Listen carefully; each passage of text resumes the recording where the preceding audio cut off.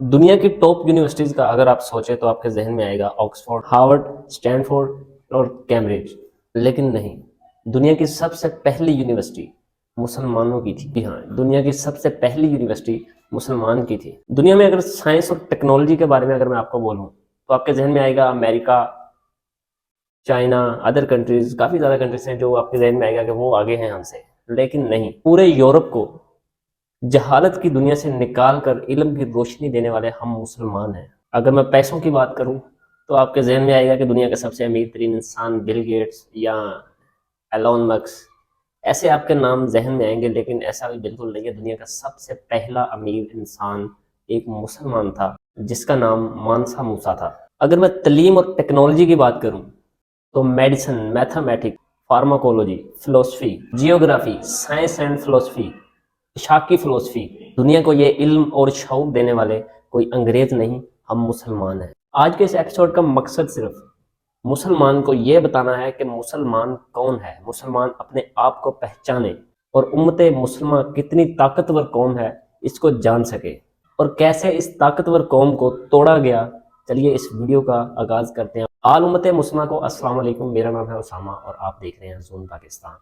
ایک مسلمان کی بہادری کا اندازہ آپ اس بات سے لگا سکتے ہیں، طارق بن زیاد 7 سے 8 ہزار سپاہیوں کا لشکر لے کر اسپین جاتے ہیں۔ اسپین کا ظالم عیسائی بادشاہ رادار ایک بہت بڑی پاور رکھتا تھا اور لاکھوں سپاہیوں کی سلطنت بنا رکھی تھی، اور مسلمان اجنبی جگہ تقریباً 7 سے 8 ہزار سپاہی، جنگ کا میدان مقرر ہوتا ہے، ایک طرف سے 1 لاکھ سپاہیوں کا لشکر عیسائی فوجیوں کا، اور ایک طرف سے 7 سے 8 ہزار مسلمانوں کا لشکر۔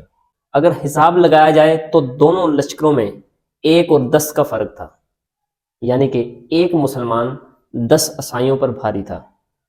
یہ ایک مسلمان کی پاور ہے اور یہ ایک مسلمان کی بہادری ہے، اور کیسے انہوں نے یہ جنگ جیتی یہ تحریک آپ بہت اچھی طرح جانتے ہیں۔ اور دیکھتے ہی دیکھتے اسپین میں نہیں، پورے یورپ میں مسلمانوں کا راج چلا، اور یورپ میں جتنے بھی غریب طبقہ تھا ان کو اپنے حقوق دیے گئے، اور وہ مسلمانوں کا ایک ایسا اچھا اخلاق دیکھ کر انہوں نے بھی اسلام قبول کرنا شروع کیا، اور دیکھتے ہی دیکھتے پورے یورپ میں اسلام زندہ باد ہو گیا۔ اگر ابھی بھی آپ ایک مسلمان کی طاقت نہیں پہچانے تو چلیے میں آپ کو کچھ اور بتاتا ہوں جس سے آج بھی دنیا کانپتی ہے۔ یہ ایک ایسا مجاہد ہے، حضرت خالد بن ولید۔ حضرت خالد بن ولید جن کو دنیا آج بھی کہتی ہے کہ ان کو بند ہی رکھا جائے، ان کی تحسیر کو نہ پڑھا جائے، ان کی ہسٹری کو نہ پڑھا جائے، کیونکہ اچھے لوگوں کی ہسٹری پڑھنے سے اثر ضرور ہوتا ہے۔ انہوں نے اپنی زندگی میں 125 جنگیں لڑیں، اور حیرت کی بات یہ ہے 125 جنگوں میں ایک بھی جنگ میں ناکامی نہیں پائی، اور حضرت خالد بن ولید نے جو بھی علاقے فتح کیے آج تک دنیا اس کو لے نہیں سکی، آج تک وہ دنیا اس کی طرف منہ نہیں کر سکی۔ حضرت خالد نے بولا تھا رومیوں کو، تم اپنی طاقت پر نہ جانا، تم اپنے اسلحات پر نہ جانا، تمہارا مقابلہ ایک ایسی قوم سے ہوا ہے آج جس کو موت اتنی ہی عزیز ہے جتنی تمہیں زندگی عزیز ہے۔ دیکھو کیسا جذبہ تھا۔ اے مسلمان، پہچان اپنے آپ کو کہ تم ایک ایسی قوم کی شخصیت ہو۔ اور اگر میں تعلیم اور ٹیکنالوجی کی بات کروں، اور یہ جو آج تک دنیا پڑھتی ہے، اپنے آپ کو سائنٹسٹ کہتے ہیں، ان سب کو یہ سب علم دینے والے ہم مسلمان ہیں۔ آپ ہسٹری اٹھا کے دیکھ لیں، ابن سینا کی ہسٹری اٹھا کے دیکھ لیں، ابو ریحان محمد کی ہسٹری اٹھا کے دیکھ لیں، یہ ٹیکنالوجی اور میڈیسن کے شعبوں کو تو ہمارے ان ہیرو نے ان کو علم دیا، ان کو شعور دیا، جن سے انہوں نے ترقی حاصل کی آج تک۔ آپ ان کی ہسٹری پڑھیں گے تو آپ کو پتہ چلے گا اس دنیا کو علم اور شعور دینے والا اسلام اور مسلمان ہے۔ یہ جو آج کل کی ٹاپ یونیورسٹیز آپ کو بتائی جاتی ہیں، ان کو اپنا باپ بھول چکا ہے، جن کے رواج کو یہ آج بھی فالو کرتے ہیں۔ جی ہاں، یونیورسٹیز میں گریجویٹ ہونے والے اسٹوڈنٹ کو جو روایتی گون اور کیپ دی جاتی ہے، یہ ہمارے مسلمان کا عربی لباس جلائبہ اور عربی کیپ ہے، جس کی سب سے پہلے شروعات ہم نے اپنی یونیورسٹی القروین میں کی۔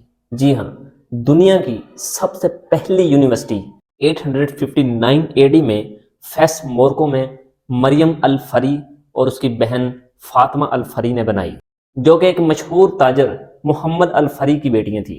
یہ میں اس وقت کی بات کر رہا ہوں جب پوری یورپ کنٹریز جہالت کے اندھیرے میں تھی، جہالت کی دنیا میں ڈوبی ہوئی تھی، اور ان کو علم کی روشنی سے روشن کرنے والے ہم ہیں مسلمان، اتنی عظیم قوم ہے ہم امت مسلمان، لیکن افسوس کہ ہمارے دلوں میں نفرت پیدا کر کے ہم کو ایک دوسرے کے ساتھ جھگڑا کروا کے ہمیں توڑ دیا گیا، ہماری ایک مضبوط ایک پیاری سی دنیا کو، ایک عظیم قوم کو توڑ دیا گیا۔ لیکن پھر اسی پاکستان کی پاک سرزمین کے ایک شخص نے پوری دنیا کو للکارا اور امت مسلمہ کو ایک کرنے کی ایک آخری کوشش کی گئی، جس کا نام ذوالفقار علی بھٹو ہے، اور جس نے 22 فروری 1974 میں OIC کا اجلاس کیا۔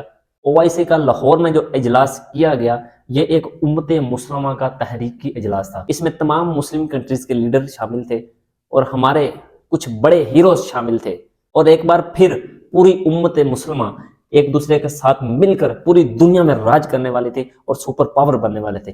جب CI کو اس پروجیکٹ کے بارے میں پتا چلا، اور ہمارے جو تمام مسلم کنٹریز کے پلیئر تھے، ہمارے جو تمام مسلم کنٹریز کے لیڈر تھے، ہمارے جو رول ماڈل تھے، ان کا عبرت ناک انجام ہوا، اور کچھ ہی سالوں میں ان کو عبرت ناک موت دے دی گئی، اور یہ سب کچھ جانتے تھے کون کس کے کہنے پر کر رہا ہے، لیکن کوئی کچھ نہیں بول رہا تھا۔ اس اجلاس میں شرکت کرنے والے شاہ فیصل سعودیہ عرب کے جو بادشاہ تھے، انہیں بھی ایک سازش کے تحت مار دیا گیا، اور اس اجلاس میں شامل ہونے والے صدام حسین کو بھی پھانسی دے دی گئی، اور اس اجلاس میں شامل ہونے والے ہمارے رول ماڈل منور قذافی کو بھی دردناک موت دے دی گئی، اور اس میں شامل ہونے والے بھٹو کو بھی پھانسی دے دی گئی۔ انور سادات جو مصر کے پریزیڈنٹ تھے، ان کو بھی مار دیا گیا۔